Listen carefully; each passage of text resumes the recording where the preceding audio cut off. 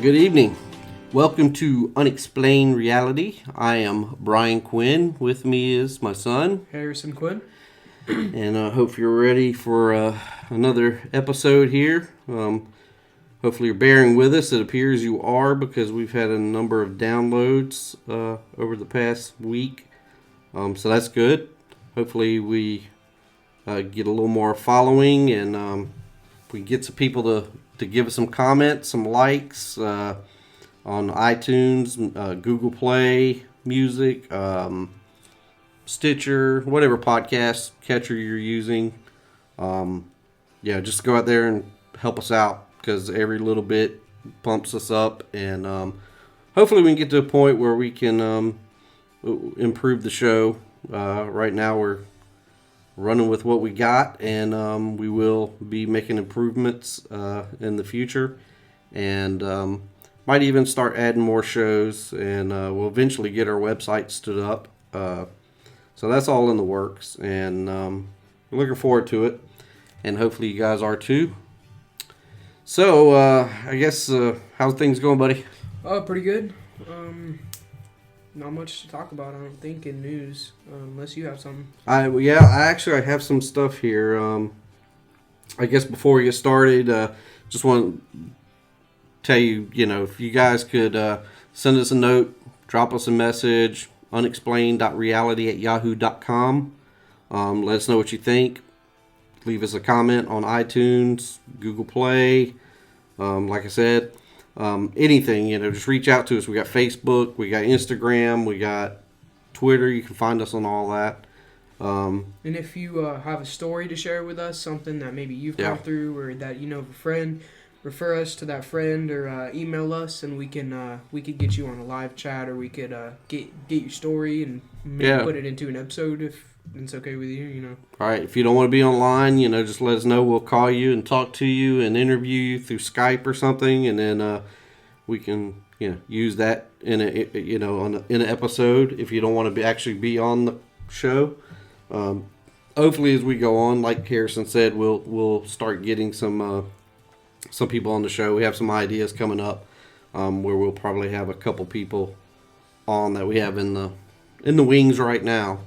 So interact with us and let us know what you think. We only want to make this bigger and better, we'll go with that. As far as news, let me see what I got here. I was just looking at something on CNN talking about the secrets of a longer life. And this little video, and it's by Sanjay Gupta, or Dr. Sanjay Gupta, and basically he's saying that reading what it does for your cognitive your brain activity and stuff by reading is great. It helps your life, your mental abilities as you get older. And so every little bit you can do to make your life better and to sustain your mental capacity is awesome. Let's see, I have some other ones here. Last week I know we had there was a few, I think like 4 different times where Russian bombers were spotted off the coast of Alaska and they had to be escorted back back their way. Thought that was pretty interesting. Yeah, maybe there's. Okay, sorry. Russia's building has built a military base actually in the Arctic right now, and CNN's got a big controversy going on about that because they're expanding their army and their military, and nobody's sure if they're preparing for something or if they're just making preparations, expanding their military. But the U.S. said that they've got one icebreaker ship ready to send out whenever they need, and Russia has about 40, I think they said as an estimate, 40 icebreaker ships. So Russia's definitely going to be one of the leading superpowers in exploring more of the Arctic. They're definitely going to... Yeah, but we have Sarah Palin in Alaska. That's true. That's probably the only reason the bombers were flying over there. Yeah, check her out. Check out where she lives, since she can see Russia from her house. So anyways, yeah, that's I don't know that that's anything out of the ordinary. It's probably just sensationalized right now because all the stuff going on with Russia. I think that's probably a pretty common theme that they have to. They're always poking at each other, so they always have been. So I don't know.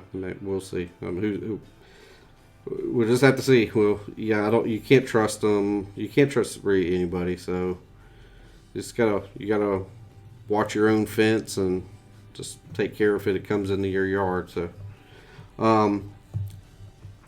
I got two more things about UFOs here. This is an article from cryptozoologynews.com, and this actually was pretty recent, April 19th. It says webcam captures strange UFO phenomena in Italy. A man in northern Italy on Tuesday released photographs of an unidentified object in the sky. The anonymous man says he saw this on a webcam facing the western skies. The device is reportedly owned by the company he works for. The Italian explains that the camera takes a picture every 10 minutes and each shot has an exposure time of 15 seconds. The image taken on April 3rd at 9:40 p.m. shows an elongated green UFO with a series of orange lights set in a straight row located to its top right. The man also claims that the brown round object began forming later, replacing the green UFO. I would appreciate it if there's anybody who might have more information about this. I am very curious, especially after a good friend told me that she witnessed a sighting at this exact same place in 2008. He said on MUFON. The website later, however, deleted links to the company's website containing the original photographs. Well, they've got some photographs here. To me, it looks like a big jellyfish in the sky. So, I don't know. There's a jellyfish in the sky. There's a jellyfish in the sky. Just because it's a long exposure. Yeah, a 15-second exposure. Still pretty cool. Yeah. Cool picture. I like jellyfish. This next one comes from cryptozoologynews.com also. New UFO photograph from Australia. I heard a lot about this. I think it might have been on CNN too. A man in southeast Australia on Saturday said he saw a UFO and was able to snap a clear photograph. Sky Knight, a 50-year-old Victoria resident, told Cryptozoology News he was taking pictures of clouds when he noticed the static flying object in the town of Mo. It caught my eye. It was metallic. I took one photo thinking it was a plane, he said. The picture submitted to Cryptozoology News shows a disc-shaped UFO flying between the clouds. I saw it at around 2:37 p.m., Knight said. It looks like a classic disc, I guess. Yeah, I looked at it, and they show the zoom. I don't know. It almost... I guess maybe for some reason it gets like a Photoshop feel, but it looks like it has reflection on the front of it, maybe from the sun or something. I don't know. It's kind of cool. It's not something you would expect to see flying in the sky, so might be something to it. Anyways, I have a couple more here. This one is about... This is from news.mangabay.com. I've never heard of it. But, it says, new study, Yeti hairs do not point to unknown bear species. New study casts doubt on findings from 2013 that hairs from a purported Yeti belong to an unknown bear species, a polar or brown bear hybrid. Instead, new researchers who looked at fresh DNA in question say the hairs are simply that of a Himalayan brown bear. Wow, that just deflated everything. So it's not a Yeti and it's not some new bear. It's just the old bear that was there all along. This was I thought this article was funny. This is from HuffingtonPost.com. It says, is this terribly shot video proof of the Loch Ness Monster in London? This is actually an older thing. This is from last year about this time. And I really liked it just because of the comments of some of the people that responded to it. This is a video of a mysterious creature that's swimming in London's River Thames has some people speculating that the Loch Ness Monster is paying the city a visit. A YouTuber named Pin Plate took the video on March 26th of 2016 while riding a cable car in Greenwich, whatever. He wrote, "Something huge was moving under the water and then briefly surfaced. Are there whales in the Thames? Or is it some weird submarine?" Some viewers immediately suspected the strange object in the video might be Nessie, while another cheekily suggested Godzilla.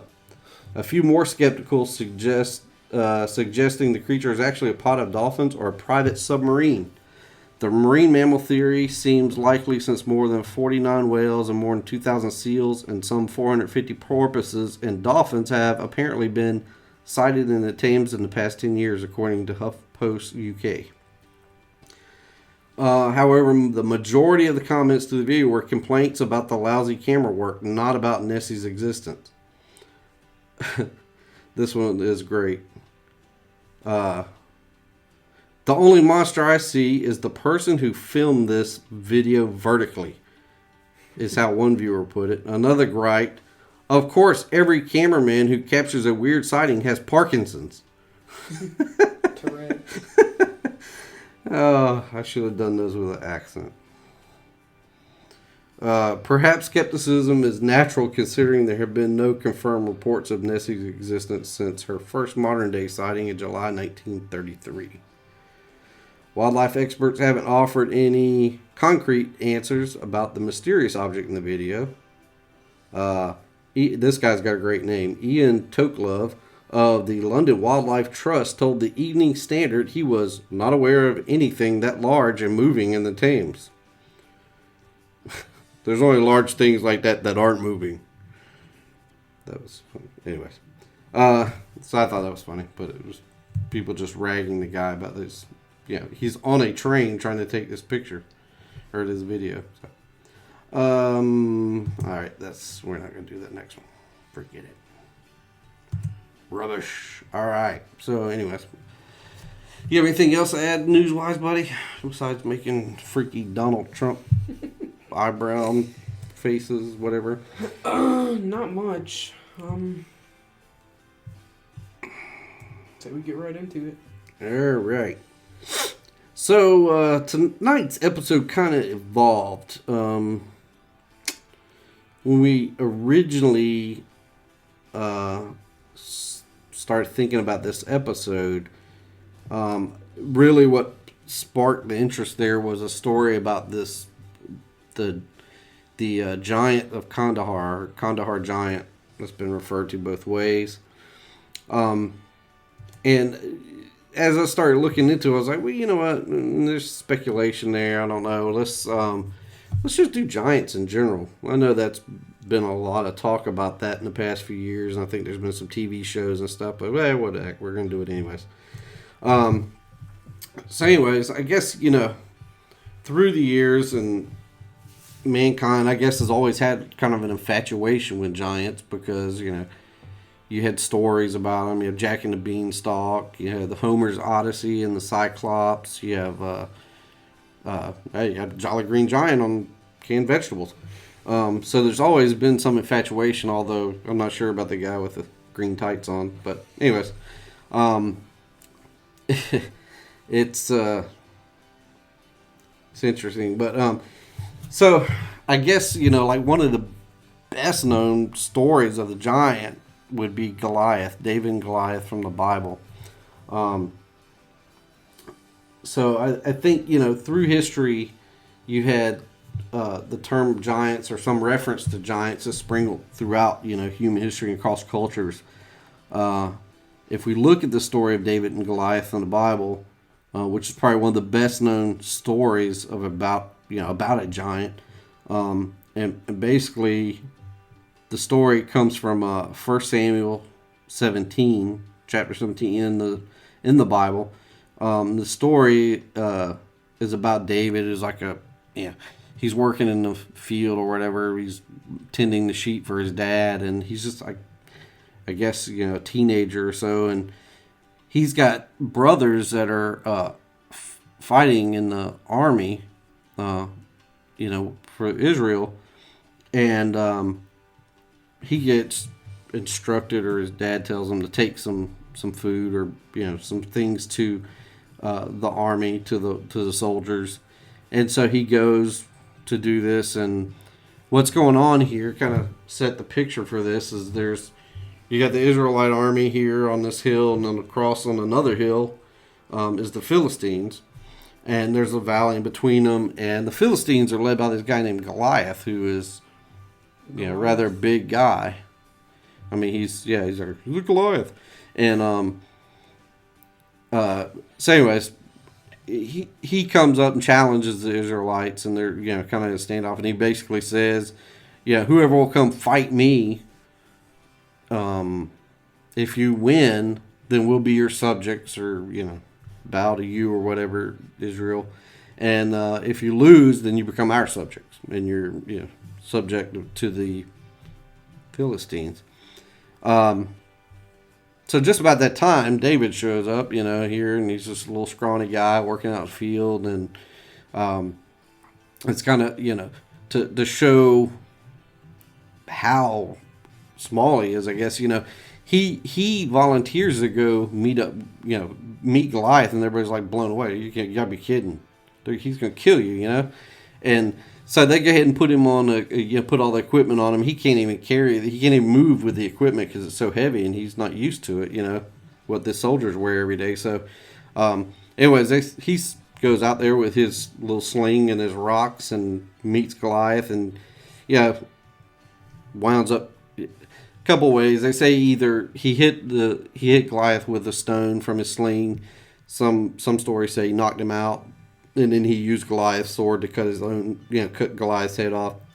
Some say he killed him with the stone. Regardless, Goliath in the Bible is referred to as being equivalent to 9 foot 9 inches.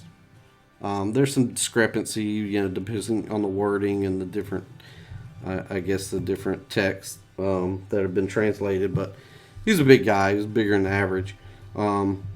He wore his body armor is supposed to weigh over 100 pounds, 125 pounds, something like that, and just like the blade of his spear was 15 pounds. So he was a big guy, So I mean, that's an account in the Bible, which is a historical document, supposedly historically documented thing.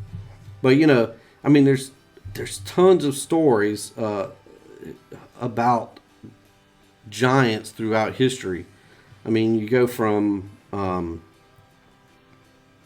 modern day. I mean, just even the present. I mean, there's reported sightings of giants in different areas. But I think the fascination that you have this fascination, humans do, with giants, but I don't think, as most stories, there's some level of truth that is contained in that, and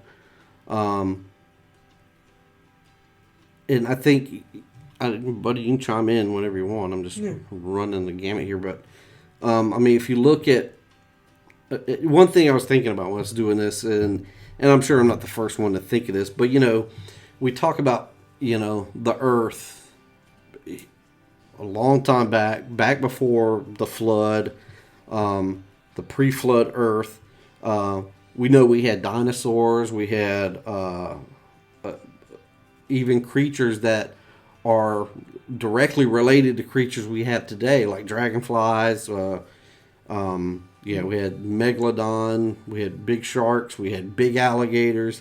We had big fauna, the megafauna time, I mean, what's to say if there wasn't some kind of human there, that why he wouldn't be big? Oh, and there was. Everything back in those times were huge because of all the greenhouse gases in the atmosphere. Yeah. And and there were Gigantopithecus and Megapithecus and Mesopithecus were rather small, but the whole Pithecus family way back when was huge. They were about the size of orangutans, larger than that, and orangutans are about as big as big monkeys, primates get today, other than maybe a big silverback gorilla. But back then, who's to say that not necessarily they evolved, but they just remained throughout history, and humans have shown incredible adaptation. We're able to use tools, and we have a higher intelligence than most animals.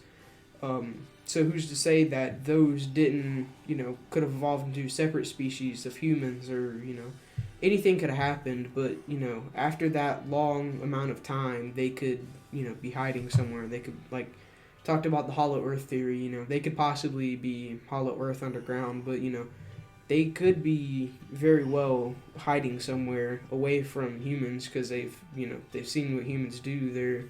Humans are killing the environment at an unprecedented rate. So they could, who's to say that they're not alive today? And just gotta keep an open mind about things. Yeah, well, I mean, I think, back then the Earth was, the ozone layer was thicker. You had less UV light getting in. The gas ratios, like you said, in the atmosphere were different. So all of that, presented a unique environment for things to grow much bigger. And actually, I was watching a documentary online where the scientists actually did that, and they did it, I think, with like pacus.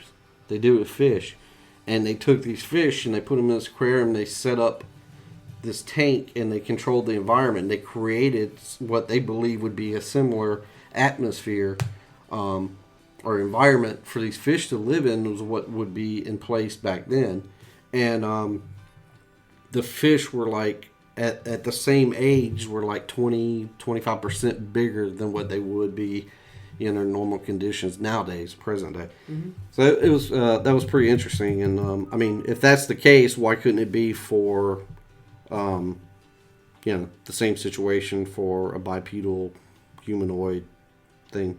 And I mean, even in the Bible, not just Goliath, you have pre-flood statements about giants yeah. and about the Nephilim and well, there's also a lot of controversy around that in the field of paleontology and archaeology, because it didn't really say like giants. It said giants, but they never really said like humanoid in one of the statements. So people are thinking that they're talking about dinosaurs or big mammals back in the time, because there were a lot of big mammals, such as the Megatherium. The whole Therium family was what eventually evolved into modern day giraffes and elephants.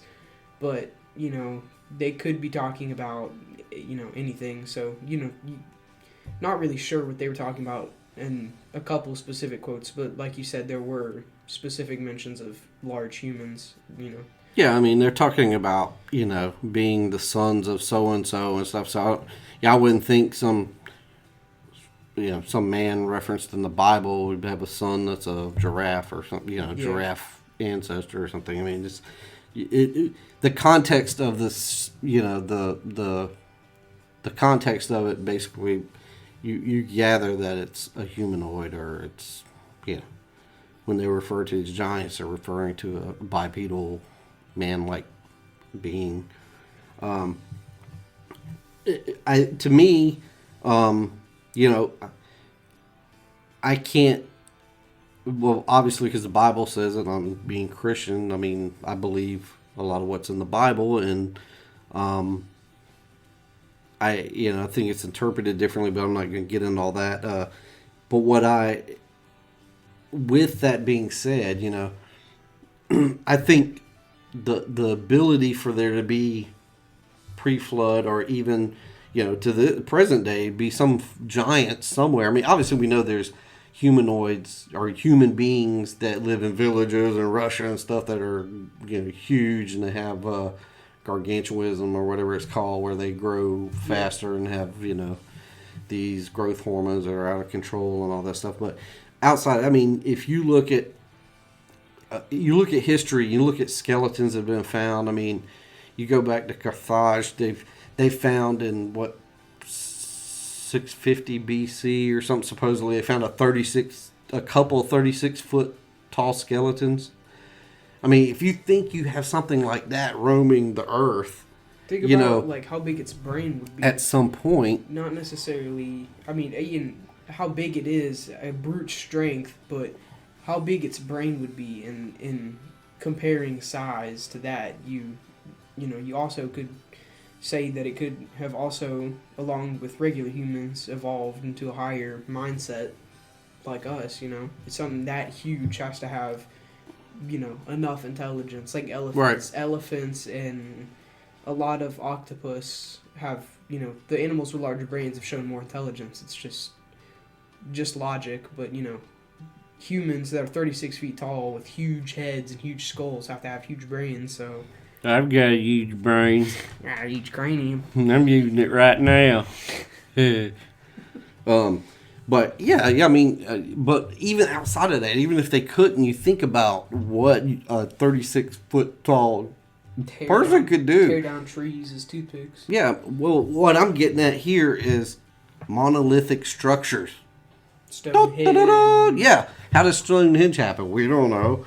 But if you had a 36-foot human, a few of them, yeah, it's like toting loaves of bread. I mean, but you look, I mean, really, being serious, you got Stonehenge. Easter Island. These rocks are, 25 tons up, and that's a lot of weight without modern machinery for when these things were put together. You had the Great Pyramids. There's explanations supposedly how they were built, but it'd be a lot easier if you had 36-foot humans. Yeah. Let's see, what else? Yeah, you have Easter Island, the Moa, or Moa, whatever, how you pronounce it.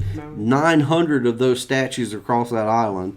And they were, some of them were quarried quite a distance from where they actually stood or stand now. And the tallest of those is 33 feet tall and 82 tons. And I mean, Easter Island, we know there ain't a whole lot of anything out there right now, much less, when these things were built, That's an incredible feat for modern man, much less, 800 years ago when they built these or whatever. Let's see, this one was cool. It's, this is on the banks of Lady Titicaca in Bolivia, and it's the Punku. Yeah, no, it's a funny name. I got an interesting story about the Lake Titicaca too, but anyways, besides this, these people were called the Tiwanaku, and they supposedly built these structures around 500 AD. The largest of these structures is estimated to be 131 metric tons. These, I don't understand how these people could move. 1,600 years ago, can move these, or almost 1,600. Tons. Yeah, 131 metric tons. That's. And it's not just one. It's not like we got to move this one stone. Okay, we're done. It's like no, there's 180 more. And then they do it and they vanish like the Mayans. That's also like. Yeah. But it says, and they believe that the quarry where these rocks in Bolivia, where they were quarried, is on the banks of Lake Titicaca, which is 6 miles away from where the actual monolithic structure is. But this one beats all. This one takes the cake for me right here. The most impressive monolithic structure would be, when we're looking at this, the weight and the size, is the ruins of Baalbek in what's modern day Lebanon. At this site, there's a number of incredibly large stones. The biggest of these is what is believed to be the world's largest ancient block. It measures 64 feet by 20 feet by 18 feet and weighs in at 1,820 tons. At that, I'm just thinking that there was a big rock there and they decided to carve it, but I don't know, man. You got to look at some of these places, the joints. You can tell that these things were cut and stacked on top of each other. And the joints are so incredibly, beyond picking this rock up. I think you would be hard pressed today to take an 1,800 ton rock and cut these fine edges and lay it on top of another rock and have these seams to be so tight where they said they can't even fit a razor blade in between them. What? To cut a stone that straight where you can't even fit a razor blade in between and have them pressed against each other and Yeah. have almost no space in between. That's insane. Probably can't even do that. Well, we today. had this UFO come down. They had this thing called a caterpillar on it. And what we did, we picked up that rock and we laser cut it, and then we fit it together. It worked real good. Yeah, I mean, come on. It's just unbelievable. I mean, I don't get it. But, yeah, I mean, it could be explained if you have... maybe that goes back to your statement about, if these things are 36 foot tall, or could be, these giants, and their big old noggins get bigger, We got a bigger noggin. We got more synapses happening up there. Got more synapses firing at the same There's time. synapsing all over the place. He's like, we're going to build stone rock. Yeah. I mean, come on. You never know. They were like speaking French or something. That's what I'm saying. Having tea. Being very artsy. Surrendering. Excuse me, while we're moving this 800-ton rock. It's time for tea. It's time for tea. Go take a tea break. I'm going to read a book. Yeah, I mean, Big stone book. they might have actually been very educated. That's. I just don't understand, like, vanishing. That's the whole part that really gets me. They build these huge monolithic structures and then just died out or vanished, It's kind of pressing UFO grounds right there. UFO or mysterious. The UFO came back. He picked us up and we took a trip. E.T. took us home. Gone home. We went back to his house and had Vienna sausages. Never came back. They were delicious. All right. So, anyways, but a lot of it sounds like speculation. People could argue, well, the Bible is the Bible, and, I'm going to argue about it until I have my last breath. Some people just, whatever. I mean, everybody's different. It's everybody's thought. But you can't get around the physical thing, monolithic structures. I mean, that's a fact. Yeah. Somebody put it there. Somebody didn't, just pop out of the earth like that. It's obvious that they can see some of these structures. I mean, they can see the tooling marks, and, they can see the technology, but they can't explain how it was done. But then you get into skeletons. The skeletons that have been found. I mean, there's been so many giant skeletons found. Like I said, the one in Carthage, which was, I don't know, like 600 BC or something. I can't remember the exact time, but it was a long time ago. And there was a couple of them, and they were like in the 36-foot range. That's huge. I mean, what in the world? I don't even know where to go with that. I was surprised when I was even researching this. I was like, 36. That can't be real. But 36 inches. Yeah, 36 inches. That's a dwarf right there. It's a hobbit. Yeah. That's that little guy on the, what's the travel commercial? Travelocity. Oh, the gnome. The gnome. This is a skeleton of a garden gnome. I'm pretty sure the ones I had were plastic and they was hollow. There wasn't no skeleton in them. I checked them out, cut them up with a saw, made sure. But, no, you go, I mean, there was, let's see, I read about in 2013, in the Amazon region of South America, a couple skeletons were unearthed by flooding, and tribal people reported it to, I don't know who you reported to. The police. I guess. Police help. There's a skull We beside called someone's 911, yes. We find skull in woods as big as beetle. As big as VW. The skeletons measure quite a bit larger than the modern man. The largest was 3 meters, which is what, 9 feet? About 9 feet. Yeah. 9 feet. 9 to 10 feet. They were dated to be around 600 years old. There were other large skeletons on Earth through the years. There was a 15-foot skeleton supposedly unearthed in southeast Turkey in the 1950s. There's been some in the U.S. Out in California, I know there were some. And these were supposedly, well, a lot of them have been were when they found them, they claimed to have found that they had red hair, which I think is interesting.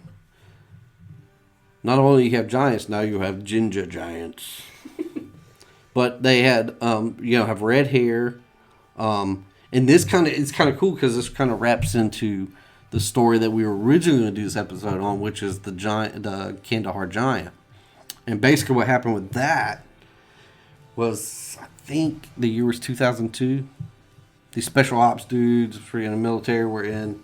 Yeah, I know. That's when you were born. Best year. Yeah, that was. Ever. Best or worst? First we had the Kandahar Giant, then we had Harrison. Second, Kandahar Giant. Second is the Blythewood Giant. So anyways, the special ops guys were in this mountainous area.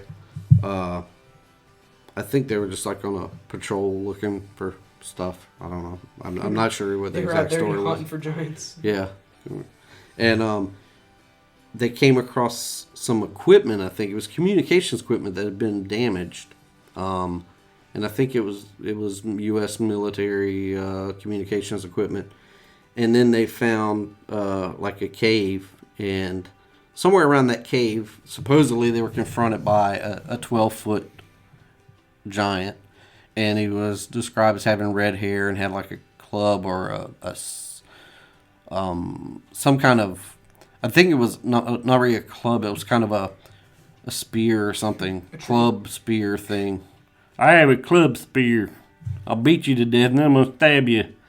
And basically that's what happened. Supposedly the story goes that before they could react, he had basically impaled one of the soldiers with his spear thing, and then they lit it up for him, and they killed him. I was so excited. You can't stories like that, like even in movies and TV shows and stuff, there's like big dinosaurs and stuff, and they throw a minigun at it and fire 1,000 rounds and it like has no effect. Like that just doesn't make sense. Like the skin isn't rock or iron or steel. Yeah.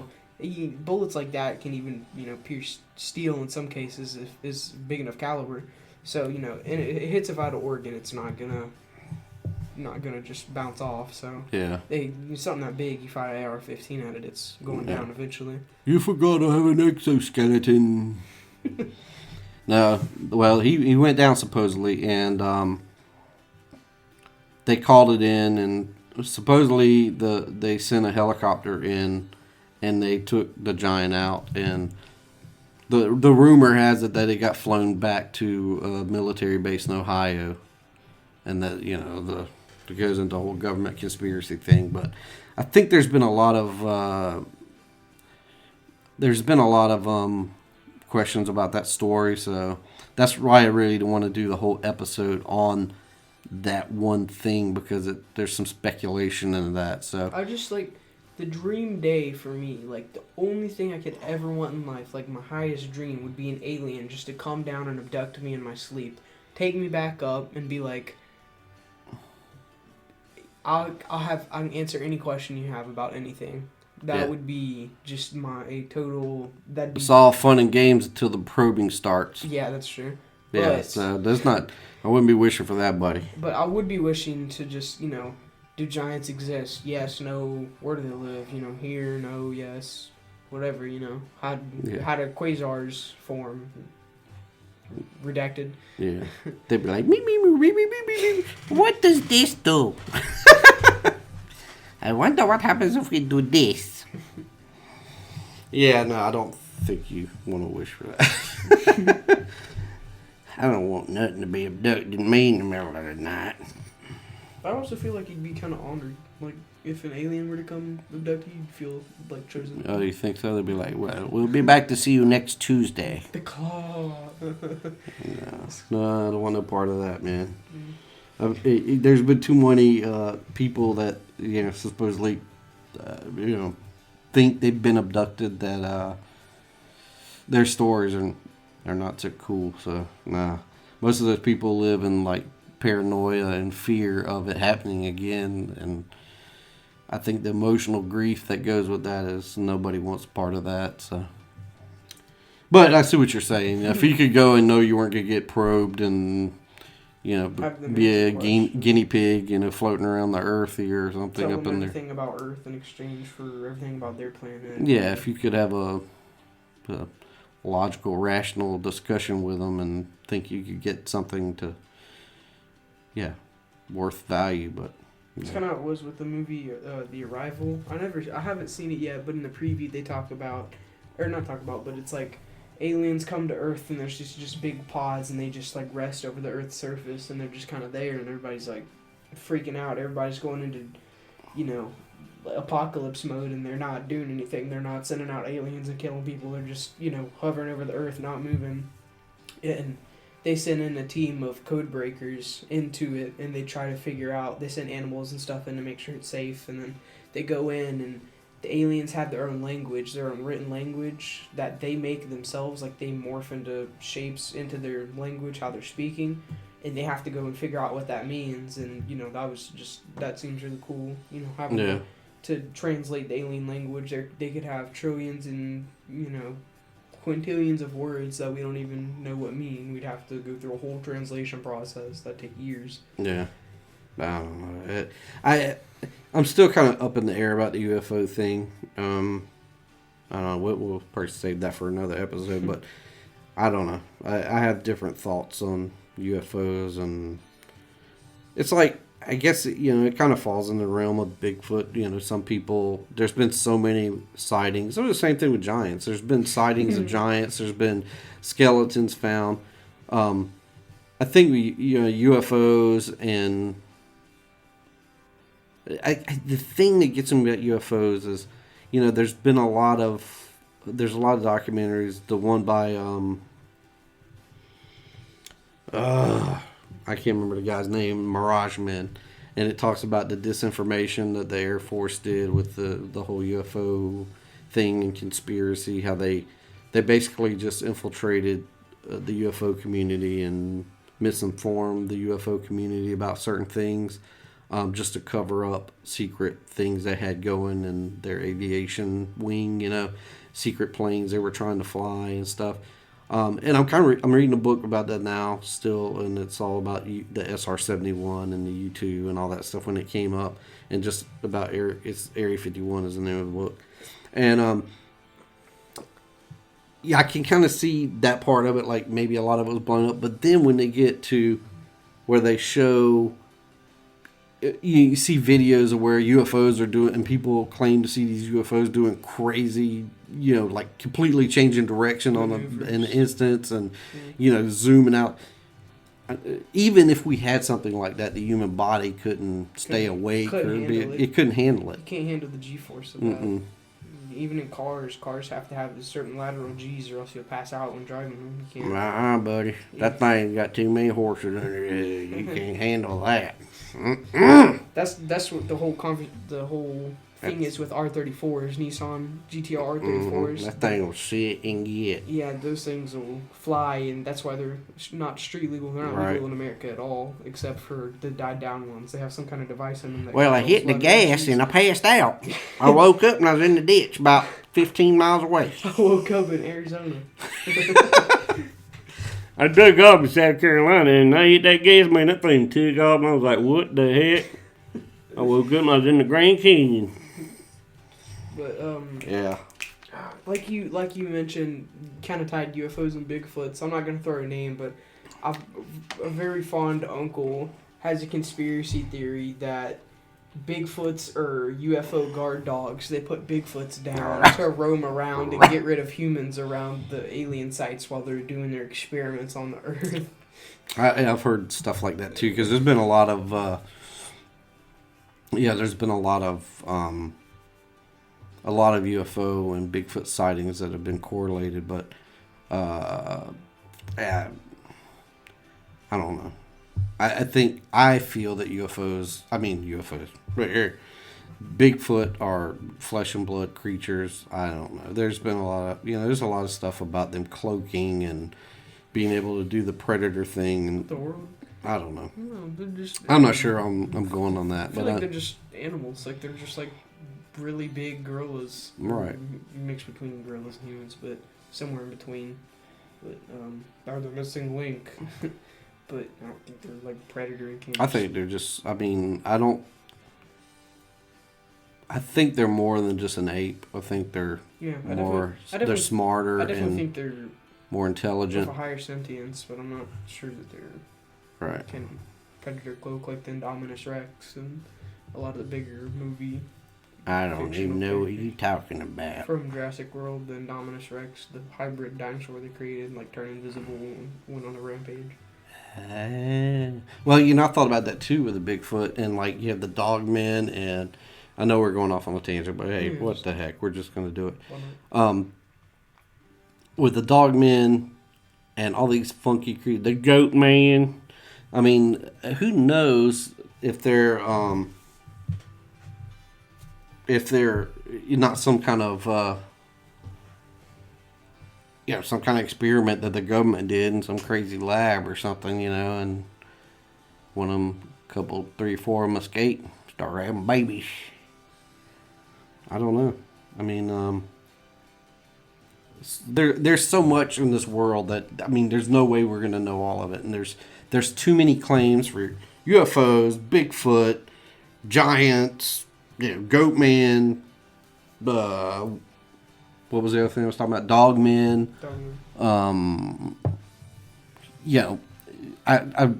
I heard something on another podcast this week about this. I don't even know what it's called.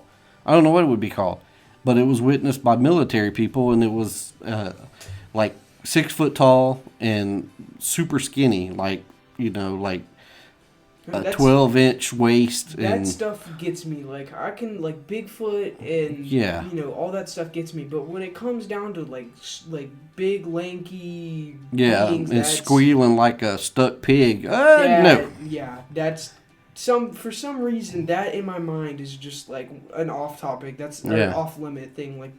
And I heard that's like horror movie stuff. Yeah, they did me. like a story on human, like why we're scared of certain things, like why we're scared of spiders, and most of us are like not scared of snakes. There could be an explanation. Could have been huge spiders when we were alive, and they were our predators, and stuff like that. That was just an example. But when it comes to big lanky things that just stride around, that even stick bugs in the dark and squeal and make noises and just. There was a video. It was years ago. I think it was like on Fact or Fake, and it was a video somebody had put cameras outside their house because I guess they lived in a rough neighborhood. And in the middle of the night, it captured this thing walking across the lawn, and it looked like a kid dressed up for Halloween. Like if you just threw a sheet over him and to go as a ghost, but it was super thin. It was like.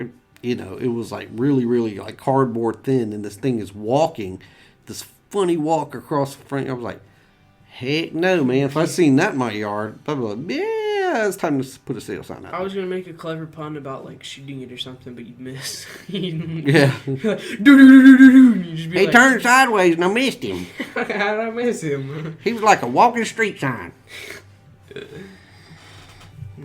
It's the stop sign monster. This one you'd use like a broadsword or something. Yeah, no, that's when Daddy puts the house up for sale. Yeah, moves to a different continent. Too bad we can't stay. Yeah. Yeah, nah. That's bad stuff. Bad juju. Well, anyways, I guess we've gone far enough off tangent. I guess we might as well wrap this thing up. So basically, we've solved nothing with the giants. We've just told you about them. Absolutely nothing. We're like in search of here. We just talk and flabber and jabber. This is more like a conversation between us two. Pretty much, yeah. Rather than a documentary kind of informational. And like we said at the beginning, if you have any strange stories or you have something to tell us or share and you want to be on the show, you can write us at unexplained.reality@yahoo.com. You can hit us on Facebook at Unexplained Reality is our Facebook page. Twitter, Instagram, we're on there. Just search for Unexplained Reality. You'll find us. You'll see our little emblem, the Bigfoot and the UFO, and yeah, just hit us up. Let us know. We'll hook up. You can be on the show if you don't want to be on the show, but you got something to tell us. You can send us an email. You can, call us, or we'll call you after you get in contact and take down some notes. Put you on an episode. And I guess like we said at the beginning, if you have, we'd appreciate any feedback. Comments, rate us, whatever, wherever you're getting your podcast from. Just go out there and do it, and however, whatever you want to put, you can put. I really like your show. It's as good as biscuits and mustard. I love it. I can't get enough of UFOs and Bigfoots and whatnot. Something like that would be great. Anyways, so I guess it's getting really silly around here. It's almost bedtime, so we're going to wrap it. As usual, check out rickyyoung.com. He provides all the music for our episodes. A friend and a local guy. Great music. Like to thank our podcasts that we like to listen to. Sasquatch Chronicles, OK Talk, The Graylian Report, Into the Fray Radio, Mysterious Universe, Sass what? Monsters Among Us, and The Confessionals. That's great podcasts. All of those are great podcasts. Listen to them religiously. So check them out. I'm sure you already have if you listen to us bozos. You probably have already listened to them. Man, these guys don't compare to them. They're recording this in the bathroom or something. So, anyways, check them out. And until next time, if you got ideas for episodes, hit us up. Let us know. Go ahead, buddy. What you got to say? Shout out to the Unison team. You guys know who you are, for helping me with research and stuff about this podcast. Thank you guys. All right. I don't know who the Unison team. I think they work for the government. They know who they are. They know who they are. Do they all wear black suits and little skinny ties and have eyes that are on the side of their head? No. Referred to as the Mibs. All right, that's it. I gotta find the stop button. I lost a real good friend of mine a couple days ago. It got my wheels spinning, I got to laughing, 'cause I know what he's doing now. 20,000 plus, barefoot with his old guitar, eating up the spotlight. Yeah, that's exactly where you wanna be. One day when it's me, I'll be floating down the Waccamaw River in the Carolina sun, rigging up a line, laid back, having a nice cold beer with a friend I ain't seen in a long, long time, watching all the water bugs scatter, having the time of my life. On the day that I die,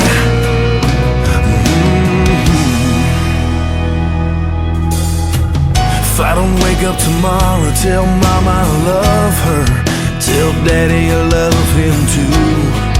Little brother, buddy, I couldn't be more proud of you. May feel like a real bad dream, it may sting, but don't cry for me.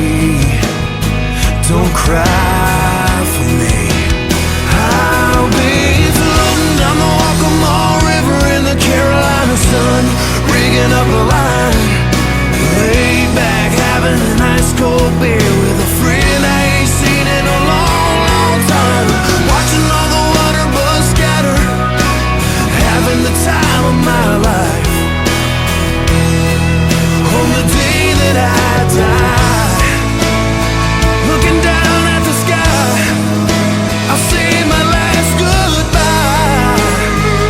I'll be smiling, I'll be smiling, 'cause I'll be floating down the Waccamaw River in the Carolina sun, rigging up a line, laid back, having a nice cold beer with some friends I ain't seen in a long, long time, watching all the water bugs scatter, having the time of my life.